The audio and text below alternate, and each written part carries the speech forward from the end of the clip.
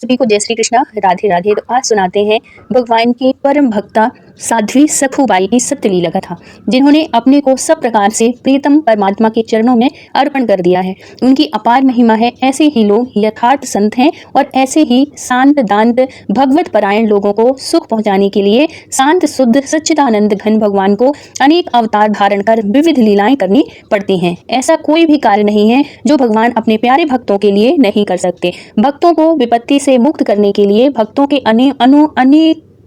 अनोखे भावों की पूर्ति के लिए, भक्तों की महत्ता को बढ़ाने के लिए और भक्तों के मनोरंजन के लिए भगवान नीच से नीच कार्य करने में भी कोई संकोच नहीं करते। संत सखुबाई की प्रेम भक्ति के वश में होकर भगवान ने जो कुछ किया उसे आप सुनकर हृदय में भगवत प्रेम में विभोर हो जाएंगे। महाराष्ट्र में कृष्णा नदी के तट पर हरहार नामक एक स्थान है। वहाँ एक ब्राह्मण रहता था।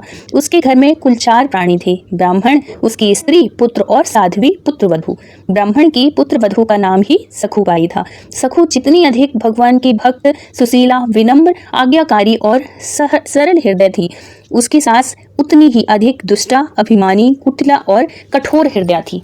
पति पुत्र भी उसी के दुष्ट स्वभाव का अनुसरण करने वाले थे। तीनों मानो एक ही माला के मन के थे। वे अपनी शक्ति भर सखु को सताने में कोई बात नहीं रखते थे। मतलब इतना परेशान करते थे उसको।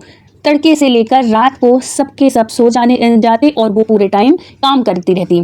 सखु को घर के सारे काम मशीन की भांति बिना विश्राम के ही करने पड़ते थे।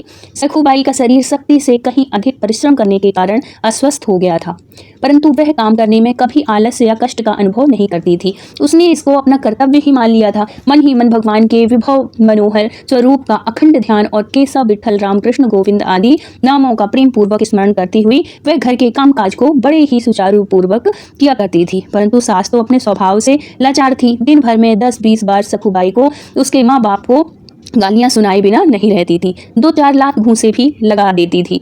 सखुबाई बहुत संतोषी थी और उसको इतने के बाद भी उसकी सास को संतोष नहीं होता था। बिना कसूर मार और गालियों की बौछार सखुबाई के हृदय में कभी कभी क्षण भर के लिए सूल की तरह चुभती थी, परंतु वह अपने शील स्वभाववश दूसरे ही क्षण उसे भूल जाती थी। सास के सामने वह कभी जबान नहीं खोलती। पति के सामने भी 2 बूंद आंसू निकालकर हृदय को शीतल करना उसके नसीब में नहीं था, क्योंकि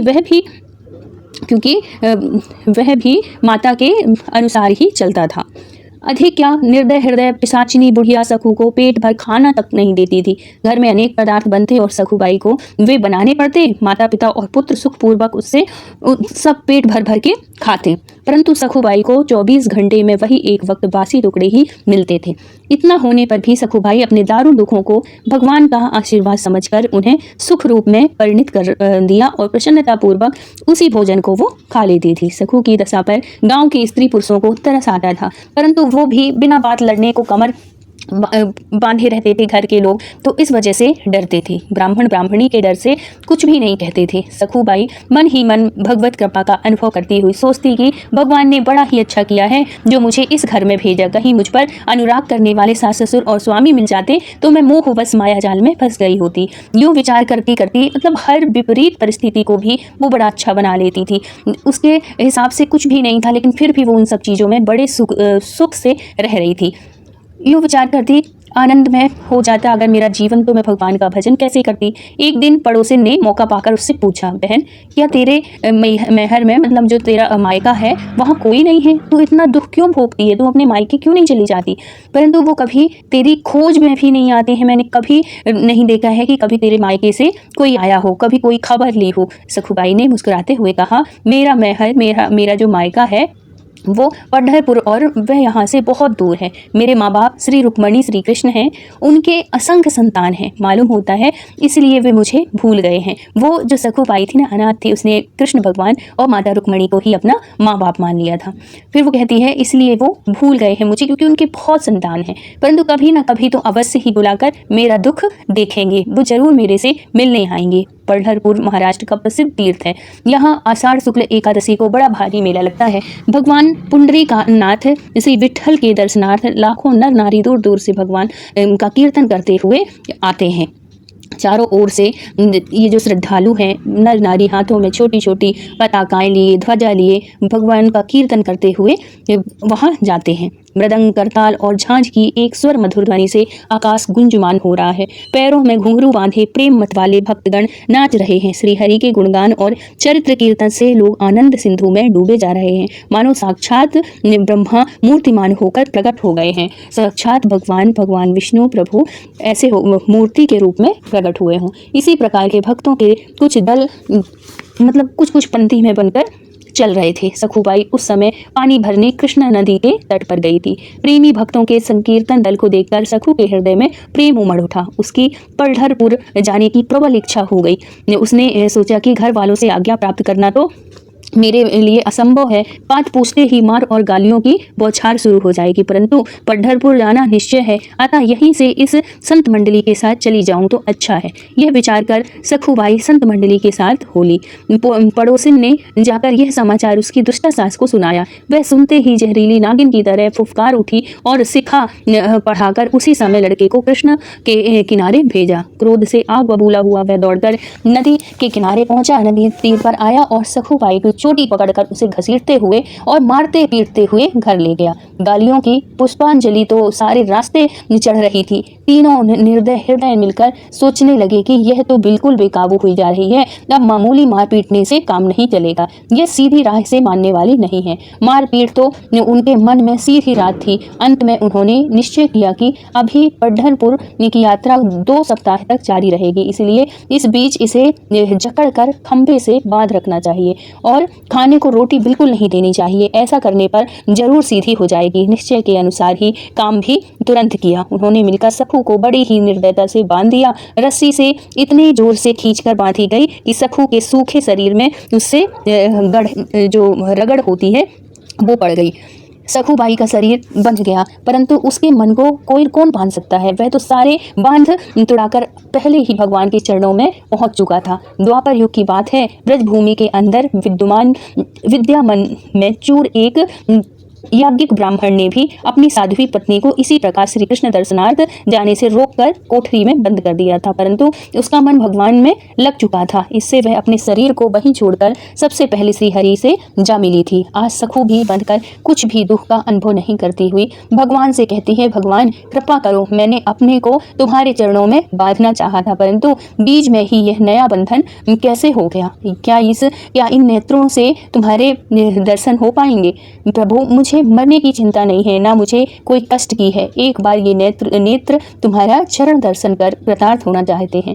इतना होने पर प्राण निकलते तो इनकी इच्छा पूर्ण हो जाती। हे मेरे जीवन धन, हे जगत जीवन, तुमसे कुछ भी छिपा नहीं है। मेरे तो माँ बाप, भाई बहन, इष्ट मित्र जो कुछ भी हो सब तुम ही हो। मैं भली बुरी जो कुछ हूँ तुम्हारी ही हूँ। क्या मेरी इतनी सी बात नहीं सुनोगे दया में। ऐसे वो प्रार्थना करती है सखुबाई।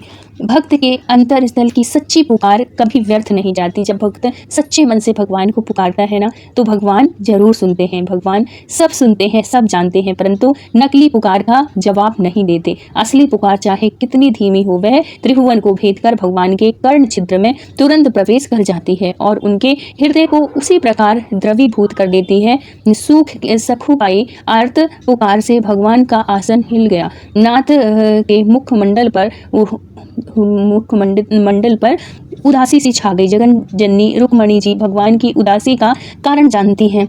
सदा प्रसन्न रूप श्री हरि के उदास होने की किसी भी अवस्था में कोई संभावना नहीं, परंतु जब कोई भक्त उदास होता है तो उसकी उदासी का हूबहू चित्र उनके मुखमंडल पर तुरंत खिंच जाता है। इसलिए देवी ने पूछा, भगवान आज किस भक्त की बुलाहट है। आप किस भक्त की बुलाने पे जा रहे हो। किस भक्त को आज दुष्टों ने सताया है। भगवान बोले, प्रिय अधिक बात करने का समय नहीं है। सखुबाई नामनी मेरी एक भक्त है, वह हमारे दर्शनार्थ पंढरपुर जा रही थी। उसकी दृष्टि सास और पति ने उसे बांध रखा है। उसकी दुष्ट जो सास है वो उसको बहुत परेशान करती है और उसको बांध रखा है। मुझे तुरंत वहाँ जाना है। भगवान कहीं जाना आना कैसे, यह तो भक्तों के साथ उनका विभोध है। जहाँ प्रेम होता है वहीं प्रेमी प्रभु प्रकट हो जाते हैं। बस सुंदर स्त्री का रूप धारण कर भगवान उसी क्षण सखू के नाम जा पहुँचे, सखू के पास जा पहुँचे और बड़ी ही मधुर वाणी से बोले, भाई मैं पंढरपुर जा रहा हूँ, क्या तू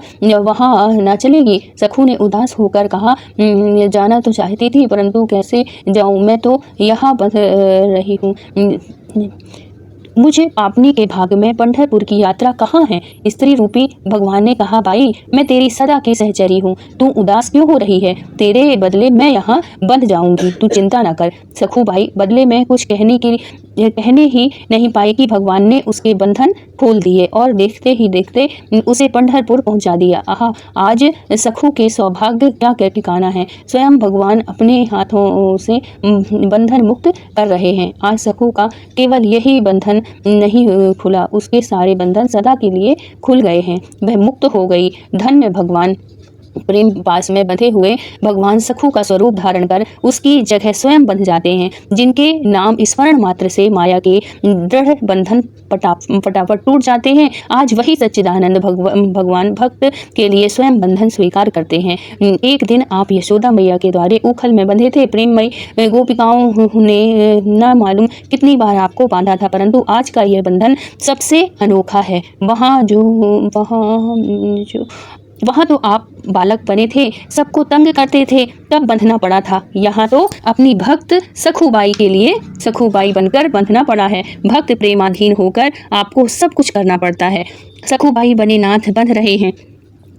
सखूबाई के निर्दयी सास ससुर और निष्ठुर स्वामी बार बार आते हैं और मनमानी गालियां बक जाते हैं। भगवान सुशीला बधू की भांति अब सब कुछ सह रहे हैं। इस प्रकार बंधे हुए पूरे 15 दिन बीत गए। सास ससुर मन तो इतने पर भी नहीं हुआ, परंतु सखू के पति के मन में यह विचार आया कि पूरे 2 सप्ताह इसको बिना अन्न जल ग्रहण किए बीत गए हैं, कहीं बंधी की बंधी ही मर गई तो मुश्किल होगी। यह हम अपनी करतूतों से गांव भर में प्रसिद्ध हो चुके हैं। ऐसा कौन है जो मेरी और मेरे माँ बाप की काली कीर्ति न सुन चुका हो। यह मर गई तो दूसरा विवाह होना असंभव ही है। हजारों रुपए देने पर भी कोई अपनी लड़की देने को राजी न होगा। इन सब स्वार्थ के विचारों के साथ ही बंधी हुई इस सखू के पास जाने से कई बार उसके मन में कुछ आकर्षक प्रेम प्रकट हुआ हो गई और क्रूर करतूतों पर पश्चाताप होने लगा था। अब उससे नहीं रहा गया। उसने आकर सारे बंधन काट दिए और बड़े ही मीठे वचनों से सांत्वना देने लगा। उसने जो उनका पति था, उसने कहा, प्रिय मैं बहुत ही निष्ठुर हूँ, मेरे माता पिता ने मुझे बहुत सताया है, तुम तो सती हो, मुझ पर क्षमा करो और शीघ्र स्नान करके कुछ खाओ। भवबंधनहारी अनंत आनंद के सागर भगवान ठीक परिक्रमा पतिव्रता पत्नी की भांति शांत और विनम्र भाव से मानो संतुष्ट होते हुए सिर नीचे किए खड़े रह गए। भगवान ने सोचा, यदि मैं कभी अंतर ध्यान हो जाऊंगा तो ये दुष्ट सखू को लौटने पर फिर सतावेगा। इससे उसके लौटने तक यहीं ठहरना चाहिए। ठीक है नाथ, यहीं रहिए। जब आपने सखू के बदले बंधन स्वीकार किया तो अब अपनी सखू के स्वामी की पत्नी बनने में क्या संकोच है। पति के आज्ञानुसार सखू रूपी भगवान थे, जो सखी उसका रूप धारण किए हुए थे, वो क्या करते हैं, स्नान कर रसोई बनाई और स्वयं अपने हाथ से तीनों को खिलाया।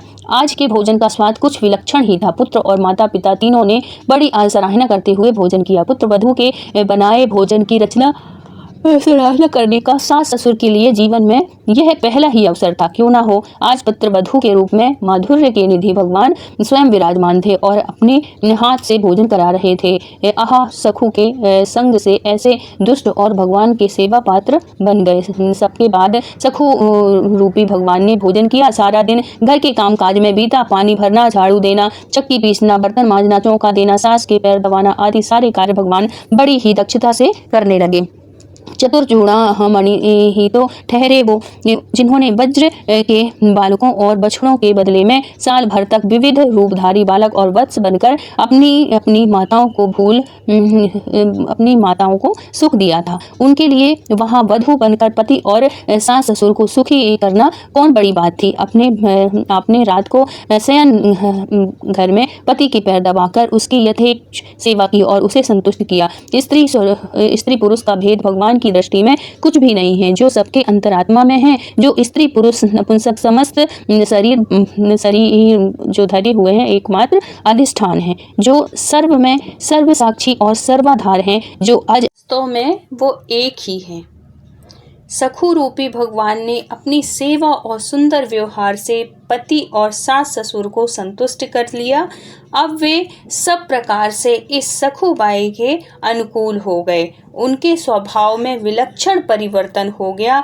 ठीक ही है, अब भी परिवर्तन ना होता तो फिर कब होता। भगवान ने साक्षात अपने भक्त के लिए उसका वेश धरा और है तो उनके जीवन को परिवर्तित किया। जो इतना चिढ़ते थे, इतना नफरत करते थे, लेकिन भगवान की कृपा से वो सब उससे प्रेम करने लगे। और फिर बाद में जब सखुबाई आई तो सखुबाई ने देखा कि सारा परिवार उसके अनुसार हो गया है, उससे प्रेम करने लगा है। तो जब भगवान की कृपा होती है ना, तो भक्त कितने भी परेशान हो जाए, कुछ कितना भी कष्ट हो, लेकिन एक दिन ऐसा होता है कि जब भगवान की जब भक्ति वो होती है तो भगवान उसके ऊपर कृपा करते हैं और उसका जीवन आनंदमय बना देते हैं, सुखमय बना देते हैं और बहुत ही अच्छे से उसका जीवन व्यतीत होता है। ऐसे ही हुआ सखुबाई के साथ। अब उसके घर परिवार के लोग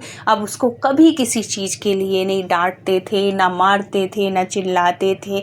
पति पत्नी का रिश्ता बहुत अच्छा हो गया, सास ससुर का रिश्ता बहुत अच्छा हो गया और उसको भक्ति करने के लिए भी कभी नहीं रोका। और यहाँ तक कि उसके सारे घर परिवार के लोग मिलके सखुबाई के साथ भक्ति करने लगे और भगवान के शरण में पहुँच गए। तो भगवान की इतनी कृपा होती है कि हम जब भगवान की भक्ति करते हैं तो भगवान हमें अपना लेते हैं। इसलिए कहा गया है कि दुनिया के जंजाल से हटके जो दुनिया के लोग दुनिया के उसमें प्रीति आप बढ़ा रहे हो, उससे अच्छा है कि आप भगवान के चरणों में प्रीति लगाओ, उनसे प्रीति लगाओ। तो जो वो कृपा करते हैं वो दुनिया का कोई भी नहीं कर सकता। तो बोलिए भक्त वत्सल भगवान की जय। वीडियो अच्छा लगा हो तो प्लीज़ लाइक शेयर और सब्सक्राइब करिएगा। फिर मिलते हैं किसी सत्य घटना के साथ, तब तक के लिए राधे राधे।